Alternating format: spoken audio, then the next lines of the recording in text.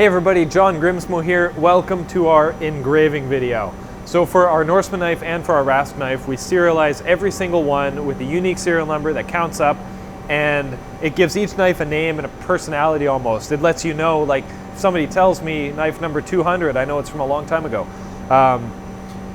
It's been very difficult to engrave those numbers, or time consuming, because I've got a special font I've been using forever. It's on an arc, I can't just easily do it. So I used to go into Fusion, I would change, I would update the number by one, output it, engrave it one at a time. It was a tedious process that we just barreled through for so long. I've been meaning to come up with a faster way to do it, a better, more efficient way.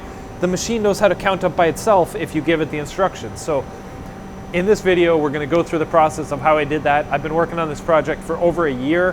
We've been accumulating footage, so a lot of it being old footage. So we're going to show you the old way that we did it and the new way. So buckle up, get comfortable, grab yourself a coffee and some chocolate almonds, and let's get ready to go. Are you ready yet? Are you ready yet? Sky's ready. Are you ready?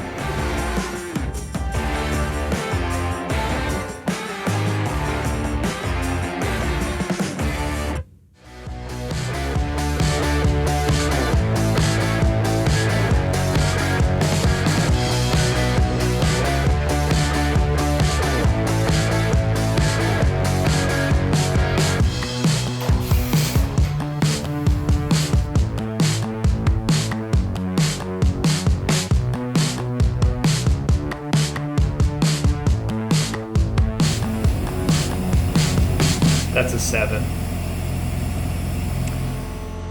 Alright, so to do my engravings, this is what I do. I have, and this is a section of the old fixture, I think we have some video of that as well. I have these old serial numbers that I created in SolidWorks years ago. Every single digit. So this is obviously a super roundabout, complicated way to do it, but this is how I do it. So I have every digit cammed up, 0 through 9, and then in another folder, in a pattern, I have 0 through 9 again, and 0 through 9 again, and even a 4th digit here, and each pattern moves over 0.1344, so that as I look at all of them, if we go to simulate, should be able to simulate the toolpath. There you go, 863. Notice how the toolpath steps down every time, because we are actually engraving hardened steel blades, stainless steel blades. So I found that this is the best for tool life, to step it down and to use air coolant instead of flood coolant. So let me check, what was the last one that I did? 863. So let's do an 864. So I have to go to the 3, I have to suppress that, I have to unsuppress the 4, I have to generate the 4, I have to go up here, I have to post this, make sure I'm in the right setting, rename to 864, enter. I'm going to go over here, this is the screen recorder I'm using right now, working pretty good, free. I'm going to go to NC Viewer, I'm going to open it up, 864, 864, perfect. So this is reading the code, telling me exactly what's going on. It's an RWL, not a Damas steel, it's exactly what I want. Let's do one more. Unhide the blade. Okay. Suppress 864. Unsuppress 865. Generate 865. So you can look, watch my mouse, see 865. So each 3 section is a digit, and then I go up to the main parent folder, and I don't want to simulate. I want to post-process. Rename 865. Go back to NC Viewer, check, 865, good. And now I go to my Mori server transfer program, which I can select all of them, I can transfer it over, and now they're on the machine.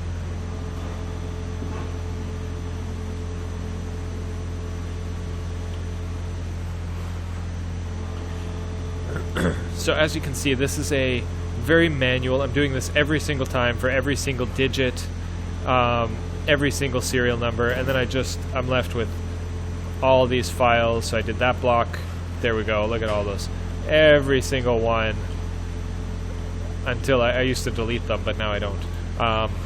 I am trying to come up with a much slicker alternative so that the machine actually counts up, except you guys know me, I'm super duper picky and I want exactly this font.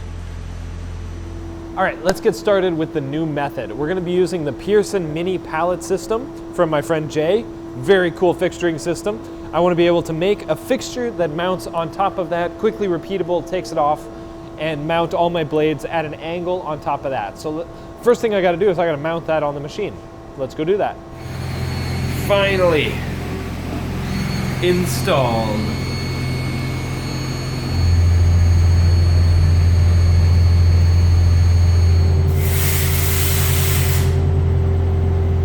So to figure out where to put these lines, I move the table to the farthest away position.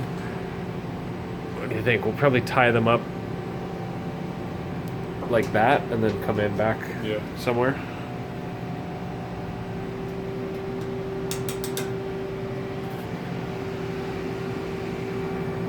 All right, so we got our red for vacuum, blue for pressure.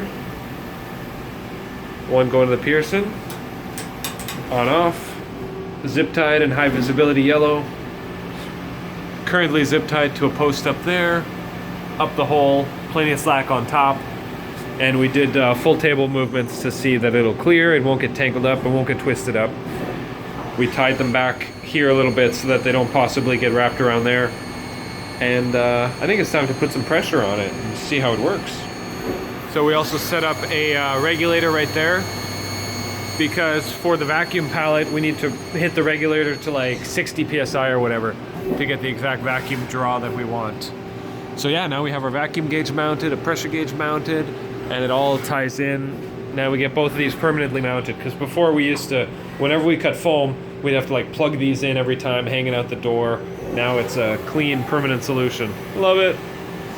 So I've wanted to permanently mount these airlines for like a year, and I'm finally glad I got to do it. So now cutting foam is going to be so much faster. So because of the way I have this set up, where this is actually backwards, I got a fitting going out that way. This is actually installed reverse. Normally most guys are going to put it forward. And the way he designed the mini pallets, these are not coplanar. This guy is forward a little bit, meaning that the pallet can only go on one way, not the other way. So this sticker will now be in the back, which is no big deal. But I'm sorry, Jay, I'm gonna have to take it off. I love the sticker, but gotta take it off because I'm gonna profile around the outside to make sure it's all nice and square. I have nice surfaces to pick up on, and then I'm gonna face the top. Maybe I'll put this somewhere. Next step, let's make the fixture that's going to go on the Pierson pallet, and then let's make all the mini fixtures that each blade is gonna sit at a 20-degree angle. Got this thing all mounted up, really happy with it so far. So I dressed up for the occasion. I'm doing this just to make sure that I do actually hit every surface.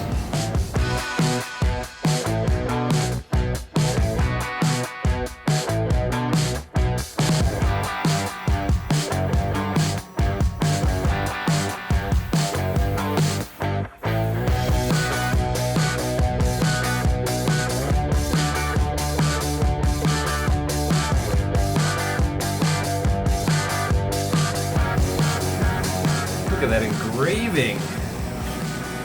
I use 2D engrave instead of a trace like I normally do, and it's crisp. I like it. Fixture's done, tapped holes, we're good to go.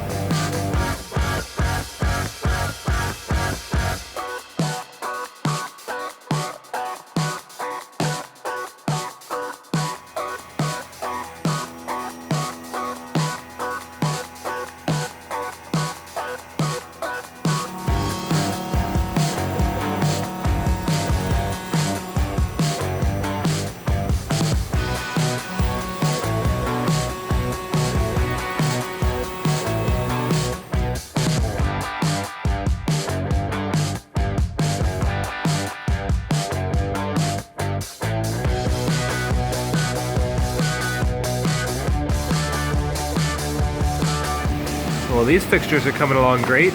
Quick tip, if you let Fusion do whatever it wants, it's gonna put your lead in, lead out anywhere. So it was right there. So the tool radius is in, goes around, and then goes around and comes out here. That's a stupid place. You can see it. It looks dumb. if you're crafty, you put it on a corner, and you mess with your radiuses and your lead outs so they lead out at an angle. So now I've got it leading in at the beginning of that radius and then leading out at that radius, so you can't even really see. The blend line is literally halfway up that chamfer. That looks way better than there. Food for thought. See if I can pull up the toolpath, that one. So I've got some roughing passes. You can see here, that's my lead in, and then it does a finished lead in right there. And then here's my finished lead out. This straight line, that green guy right there. As opposed to having it come in right in the middle, which is dumb. All right, so we got the engraving fixture done, ready to test. I was up till 2 a.m. last night, handwriting the code, finishing it up. Very excited to test it out. So basically what's going on here is we've got the blades mounted at a 20-degree angle to help the surface feed of the ball mill work a lot better. Tool will last longer, cup will look better, and then it'll do 6 blades. The probe comes in and checks if there's a blade, and it goes, oh, there's a blade here. No blade, no blade, no blade, no blade, no blade. So it knows I'm only engraving the first one. And then I also want it to count up the serial number so that it does it sequentially and knows exactly what to do. Hands off, no intervention. I think it's going to be awesome. So the first test is I'm opening up the code, my little test code, test multi-use subprogram, except it says the format of the specified file is incorrect because my 1:30 a.m. brain last night thought I could do something that I can't. So I just have to go through the code now and take out one line. Basically, I wanted to do a test that counts up to like 10,000, from 0 to 10,000 automatically, running through all the normal code just without really doing anything, just counting. So that's what I'm trying to do right now. But it's tricky.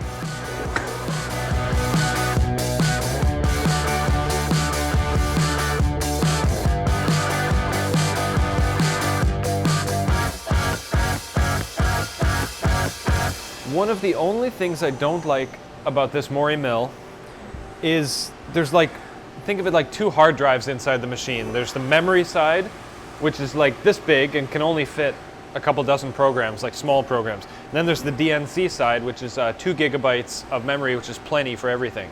I run everything from the DNC side, except from there, you can't do all the cool FANUC macro things like if, then, go to, while, like all the conditional formatting. So like, if there's a blade there, do this. So I have to come up with my own way to go from there to look into the memory side where you can do all that stuff, and then come back into the DNC side, all in the same program while doing that. So it makes it really difficult to do all this cool programming that the book tells me how to do, but I think I got to figure it out. It's just complicated. But I like complicated. All right, so here is the test version of my code. You can pause it and look through it if you want. These are just notes to myself, all the macros that I'm using, 600 to 622. Some of them actually write. Always put notes in parentheses. No, yeah.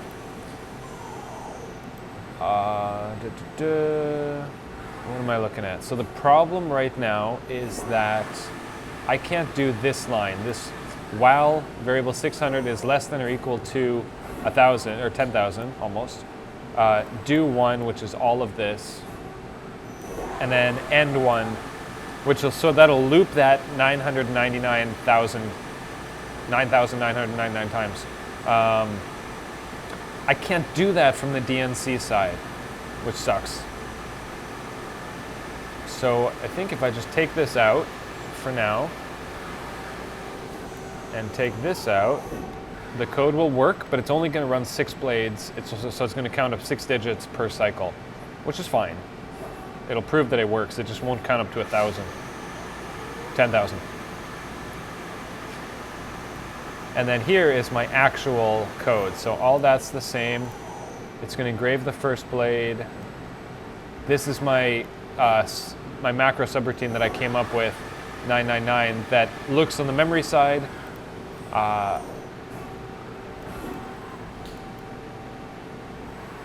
This stuff's so complicated to explain. I don't even know how to explain it. It just works. But basically the B1 is an equal to command. So if the variable 612 is equal to 1, then come back to line 222, which is right here. So run this. And if that is not true, then it goes to this line, which goes to 223 and skips to here. So basically, if it's true, run this. If it's false, skip to here and skip that blade. And there's all this math you can do. And this is my offset. That's a cancel. And so here's an offset down by a variable of 622, which is this guy here. So it gets really powerful if you kind of wrap your head around it and understand it. And all this was hand-coded based on examples from the book, based on stuff I've come up with, based on stuff I've seen online. And there you go. So then, for example, M98 P003 will call the blade engraving. So I'd go down a little bit more. This section I can probably delete. It's just testing. So here's O code 004, which I don't want 4, I wanted 3, so 3. So in here, if variable 605 is 1, it'll engrave RWL. If it's 2, it'll engrave Damasteel. And then all this code kind of tells it to do whatever. Math to do 3 digits, math to do 4 digits, because I want a trailing 0, not a leading 0. And then call the engraving, which calls up another M98P code, which is more down here. So here's another 001 will engrave R. So this is my actual code to engrave an R, multiple depths, and then W, and then L, and then 34, and then the same thing again for Damasteel. 002 for Damasteel. And then it just keeps going. So all these codes hide at the end. So this is 0. And then 1, 2, 3, 6, all the way down. Hopefully that kind of makes sense. Maybe it'll make more sense once we start engraving. So I'm going through my code line by line. Something's wrong. The machine's not, it doesn't like it. It's not reading it. So I have to kind of go through did I miss a bracket? Did I type something wrong? Did I type like just text with no brackets around it? I found out yesterday that it doesn't like the asterisk symbol, like the star. But I like to make comments to myself, to make notes, to be like, hey dummy, don't forget to do this. So I have like asterisks or exclamation points or something. And I just figured out now there's a bunch of exclamation points, so I tried to take that out. I'm going to use my Mori Connect program to launch the program over here. Let's open it up. I hope this will work.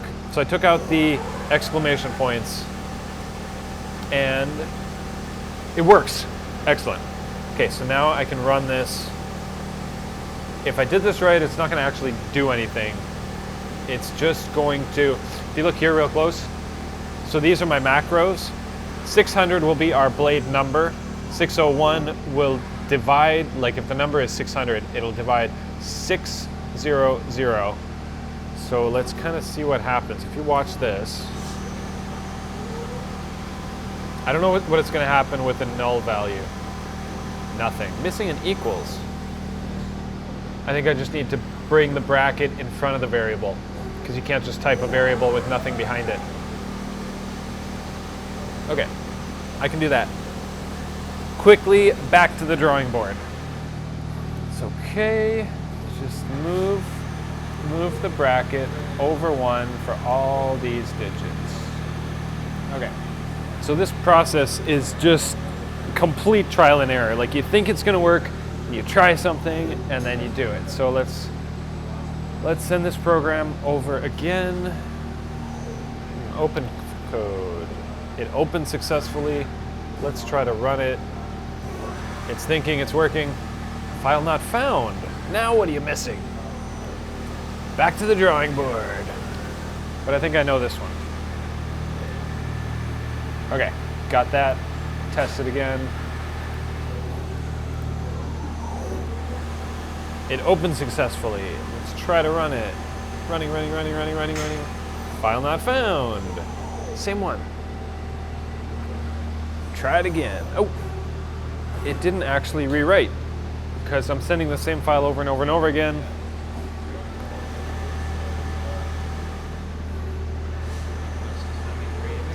See, Eric here is desperate for these engravings, so I'm stalling him. Let's try this again. Here we go. Go. Same problem. Oh, this is interesting. So I'm calling a subroutine, that tool comes up. I don't use that tool on this fixture. Like, where did that come from? What's going on here? So something is whack. I'm honestly, genuinely confused, which is interesting. Z is going down, I don't know why.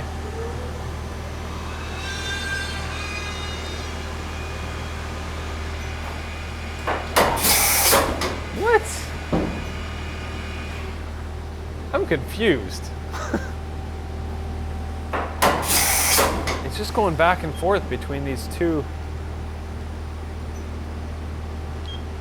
Weird. All right, so I figured out what was going on. It was, instead of calling subroutine 5 at the bottom of the code, it was calling code number 5 on the memory side, which is called data server routine or something like that. Hence why it was moving all unpredictably. So it was calling the wrong subroutine. So I'm consulting the Bible right now and just trying to figure out where I went wrong. Okay, 258. I was just telling Aaron that I feel weird that I actually really enjoy reading this book. And it's like a textbook. One thing I'm trying, which I found in the book, is that after the M30, so like here's an example. Here's your code, M30, percentage sign. I didn't have that percentage sign. And then your subprogram, which is exactly what I'm doing. And then a percentage sign after this, all the subs. I do have that. Maybe I don't.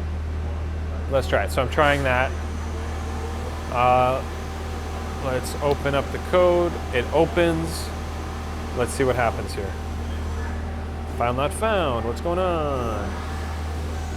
Trying it again. Still calling up the wrong file. I really do love challenges like this, as aggravating as they are. It's like difficult, but exciting at the same time. I'm super weird like that. All right, the problem is we're in DNC. I'm trying to call a subprogram at the bottom of my file, but it's calling a subprogram from the memory side. Like if I look in the subprogram list over up, there's these files called 1, 2, 5. So it's calling number 5, data server routine. That's not what I want. So either I make sure I don't renumber them the same as any of these are, which is not what I want. I'm just doing one thing wrong here. Like I'm calling the wrong file. So I know I can figure it out. It's just how many hours more am I going to go back and forth and do this?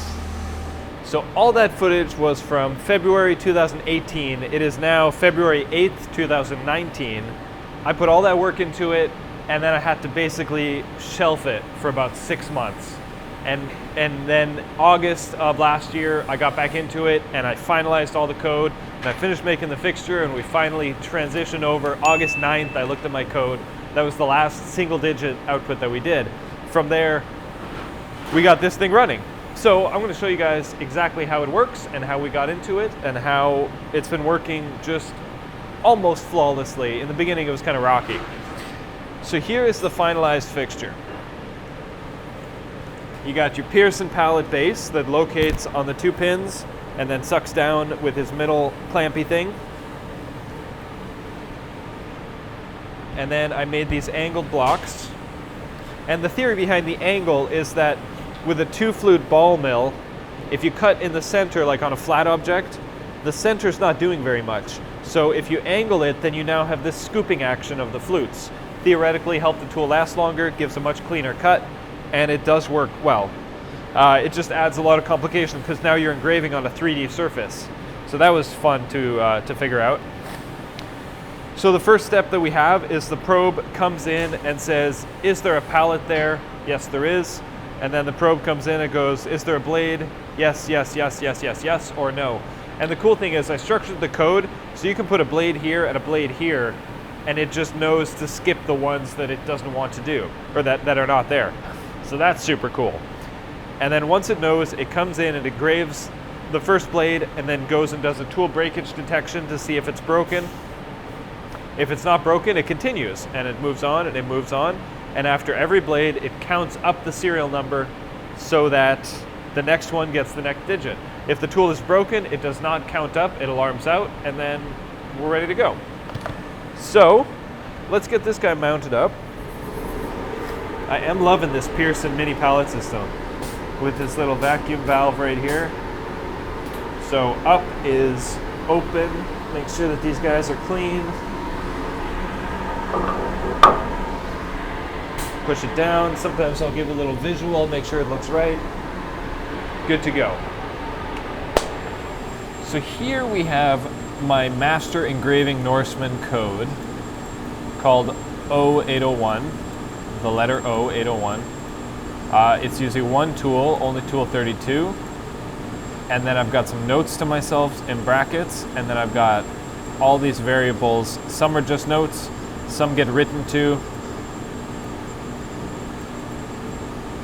and some are kind of a backup that need to be written later. So I recently switched from a 6mm probe to a 2mm probe, and this automatically detects which one by looking at system variable 13050 that knows the tool diameter size. So that was kind of tricky. I did that just a few weeks ago. So I've got one entire code, let's see, 4,000 lines of code that encompass everything about the engraving program. So 67 thou is increment over for each number, and then the first number goes down a little bit, and then down a little bit, and then down a little bit, but each one successively over 67 thou. And then I have my fixture spacing, which is 7 inches over and negative 2.3 inches down. And then here I have kind of a manual block that says, am I running RWL steel or am I running Damasteel? Because the engraving is going to say RWL or it's going to say Damasteel. So this is still kind of manual. I'd have to go in there and change to 2s if I want to do Damasteel, but right now I'm not doing a lot of Damasteel, so that kind of works. The theory is, let's jump over to the control side. So I have one giant code over there, and then when I bring it into the control, this is a FANUC OIMD control, it separates the master file from all of the subroutines. So while on my computer it's one giant file, on the control it dumps into all of these different files. And as you can see, I have RWL code, a Damasteel code, and digits. Where's my digit 1? My digit 1's not there, that's odd. Regardless of that. And then I have the code for the detent ramp and the code for the breakage check.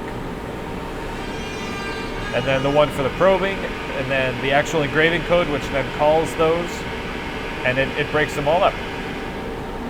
I found my number 1. This is kind of interesting. So I've got my all programs, and then I've got these folders. So in my John's engraving folder, number 1 is just not there, but it is up here in all programs. If I go down, wait, if I go down and I go down here, so it is there, it just wasn't registered in that folder. I think I can move it to that folder, but it's not really important right now. That's where that went. Okay, back to the computer. So I have scrolled down about halfway down my code, and I see subprogram number 5011 is a digit 1, and then 5012 is a digit 2. And these don't do much. They don't turn on the spindle, they don't turn on the air blast. At the end, they don't turn anything off. They just lift up, move over to the next one. M99 is a rewind, and then number 3. So the code can actually jump around and say, I know that I need digit 1112, and it can call up number 1 and move it over, and then call up number 2 and then move it over, and do that. And same for the letters RWL.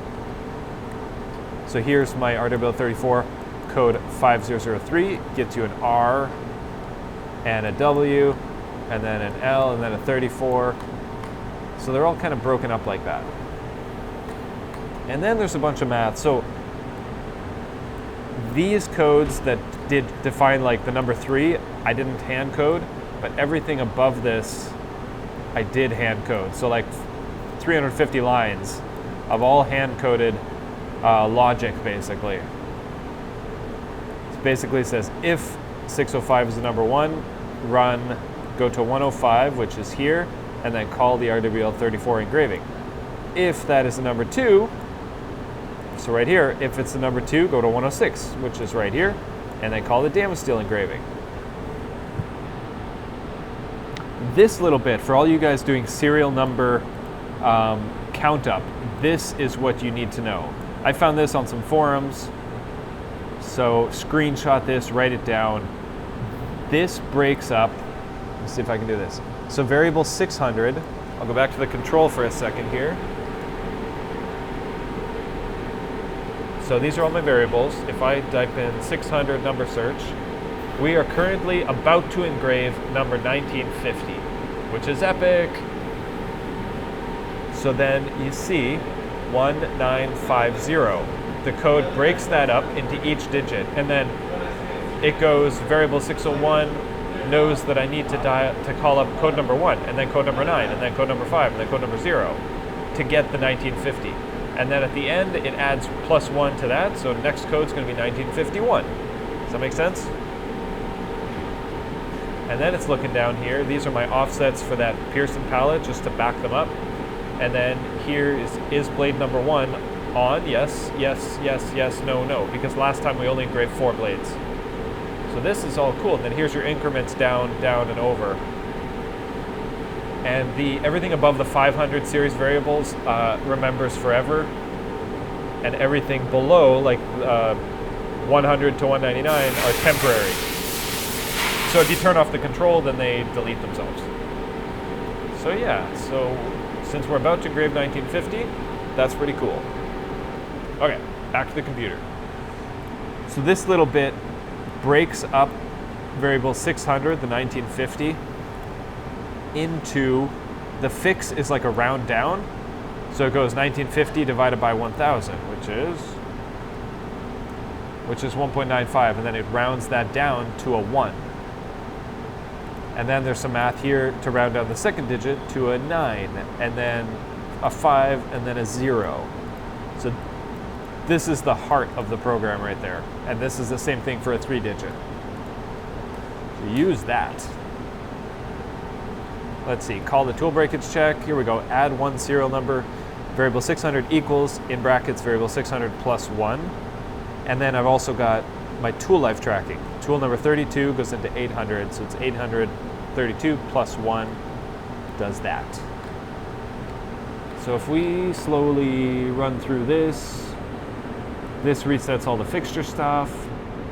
This calls the blade probing. Actually, it just added an M1 here because there needs to be one. This changes the fixture offset. This is probably if a blade is there, run it, or else skip it to the end. And then it calls the blade engraving, and it calls the same blade engraving and the same blade engraving for each position. So you see here I'm resetting the fixture offset. Same, but it's calling an additional, in G91 it's an incremental move. It's calling an additional move of whatever that distance was, which at the top will be that. So if you can follow this, it's pretty cool stuff. then it goes to the end, and then it resets that, and it kind of resets everything back to 0. And then below you've got all your subroutines. So the blade probing is kind of cool. Simple stuff, turns on the probe, safe move, probe the surface.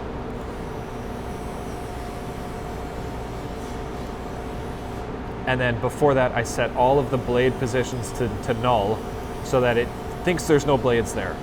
And then it probes the blade, and then if there is a blade, make it a +1. If there's not a blade, make it null, make it 0. And it does that for the second blade, and the third blade, and the fourth blade. And then end of probing, turn the probe off, dwell for 1 second, rewind. And then it's going to call the engraving. So you got your pre-calls in the beginning, air blast. Going to call the detent ramp first, and then it knows if it's doing a damage steel or an RWL. Does your math for your counter. And then the first digit, move over a little bit, or run the correct code. Second digit, this is move over a little bit, tiny little bit. Going down 6,000 Z for each digit. It's just all what it takes to make it work. And then right here, you undo them all. Then you call your breakage, you add 1, and then add 1 to the tool life. So now the tool life is tracking how many blades we get per tool. Back on the control, so when you open up the code here, if I go to edit, this is all the same notes with some, oh no, this is the wrong code.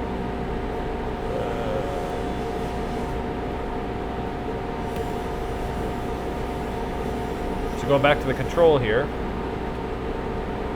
I've got my master engraving palette with all the same notes that we were looking at before. Call blade probing, engrave first blade, second blade, fifth blade. Notes for subroutines below, but notice there's nothing left. All the subroutines are now broken up into all these guys. So it kind of separates them on the machine, which is neat. So the way we've got it set up right now is we machine maybe one pallet, maybe the second pallet as well, and then at the end it's going to go and it's going to check if there's a pallet there and then machine the blades, or engrave the blades. If we remove the pallet, it checks and it says there's no pallet, so it moves on. Whereas we can run it at the end of all this stuff, or we can run it by itself, like what we're going to do right now. So, goggle up, put optional stop on so that it pauses at the end. Probe comes in, probe turns on. Right now it's checking to see, hey, is there a pallet there? It should be, you know, it knows the height of the pallet. If there is a pallet, so it's checking, is there a blade? This tiny probe stylus does deflect a lot at this feed rate. You see it moving a lot, and I don't love that, but it works. Hasn't broken yet. So if I did my M1 right, yes, so I put an M1 right there because optional is on, so now it's paused, waiting for us. And then now it's going to start engraving. So we've done the probing, now it's paused, we're just getting everything set up. We're gonna hit go again. I've turned off optional stop. So we're gonna lift up. It's gonna change tools to our engraving tool. Turn the spindle on, turn the air blast on. There we go. I'm just slowing it down to bring it slowly into the cut so we can see what's going on. So the first thing is it's engraving that detent ramp, which is a new feature we did maybe 5-6 months ago. And we really like it.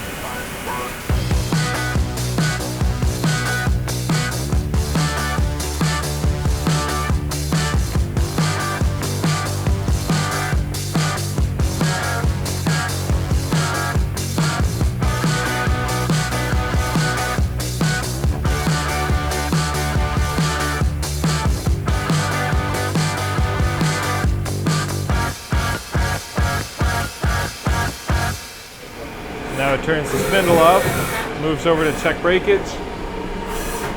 Yep, it's good. Now it'll start the next one. Starting the fusion side engraving. I just wanted to show you guys real quick what the toolpath looks like. So the only difference now is that we have 3 steps for each digit, as opposed to before I think we had 8. And you see how it goes around and then comes back and then steps down. So it's a very, very quick cycle for each digit, and I'm quite happy with it.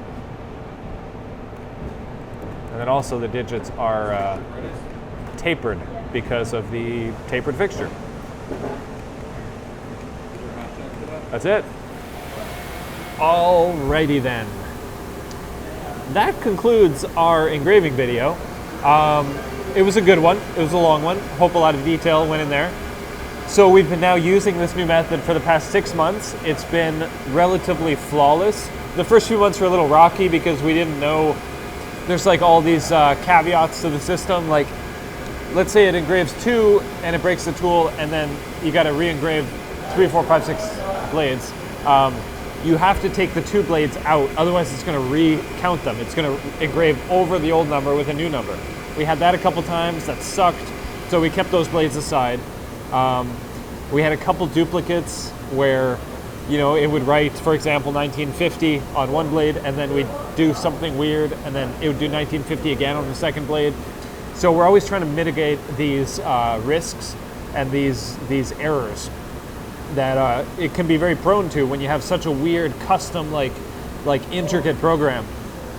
But basically now the only thing we have to remember is if it finished a blade, take it out, and then you're not going to have a duplicate problem. So we haven't had problems for probably 4 months or so, and it is just the greatest thing ever to have it automatically count up and not even have to worry about it. We literally load the pallet, put it in, let it do everything else all by itself.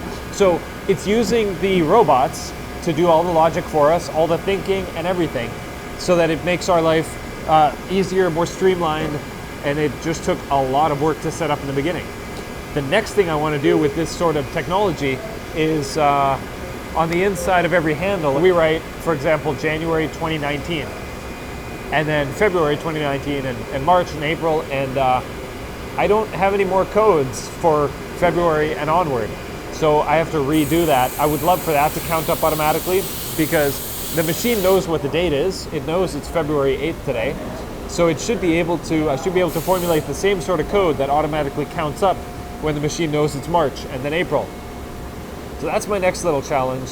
And then I don't have to worry about dates anymore, because I've got a note on the machine that says February. It's now February 8th, and I don't have a February code. But I'll fix it soon. And yeah, other than that, it's awesome. I'm really happy that we did this. So hopefully you guys learned something. Hopefully it opened your eyes to the ability of macro programming. It's a lot of bone to chew, but I'm really enjoying it. I'm super nerding out on this stuff, and maybe some of you are too. All right, thanks for watching. Take care. See you on the next one.